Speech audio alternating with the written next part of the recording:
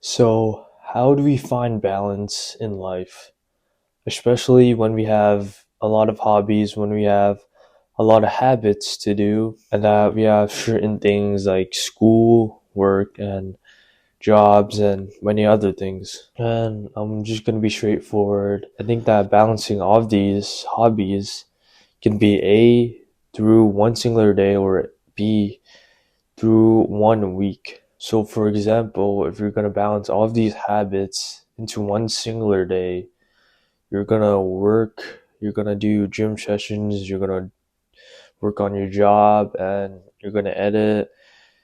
And that's literally all bundled up into one singular day. However, if you're going to do 1 week, let's say for Monday, you're going to do like personal work, you're going to build a business, and then maybe on Tuesday, you have a job and then you're going to work on your job and then the rest kind of goes forward. But I personally, as a student, as a person who goes to school, who goes to a high school every weekday, I think that taking the week approach definitely aligns with my goal of doing my own personal things, my own personal business and my hobbies while having time to sleep 8 hours a day, while still having time to do the things that I truly love, to do the hobbies and the habits that bring my mental clarity as well as improving the skills that I want to improve in. And it comes to saying that having multiple skills or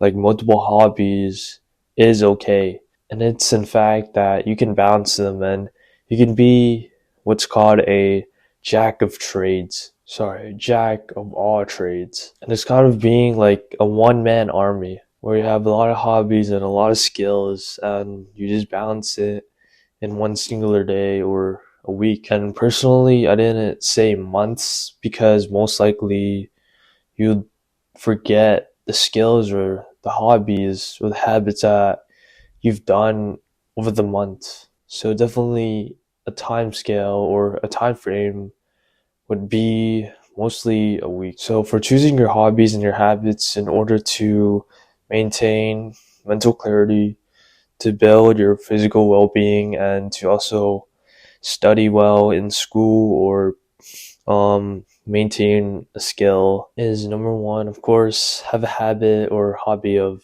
going to the gym to work out and build that mental endurance there. And for improving mental clarity, you want to do meditations or journaling in order to really clarify all of those brain fog that you have inside of your brain. And kind of lastly, just have free time, have periods where you're able to be free, and that's the time where you can be able to work on improving your skills, on trying to go out and actually do real life projects in order to progress your skill at a higher level. That's kind of how you balance everything out physically, mentally, and I guess financially. And I said financially mainly because if you're kind of working towards a skill, that skill can really be turned into a service, like be used into a business. Therefore, it kind of makes you money. And yeah, don't overdo your hobbies where you really are focusing one particular hobby and you kind of just like aren't interested in the other hobbies that you had before. But it's probably only if you had intended to leave those hobbies in the first place. And coming from me as an example, I have many hobbies and it includes of software engineering, hitting the gym, I have school, I have content creation, and that's I think all I can think of. Monday to Tuesday, I mainly get home a bit late, so therefore I only probably spent most of my time doing my homework, and that's kind of like the end of my day where I wasn't really able to get much done.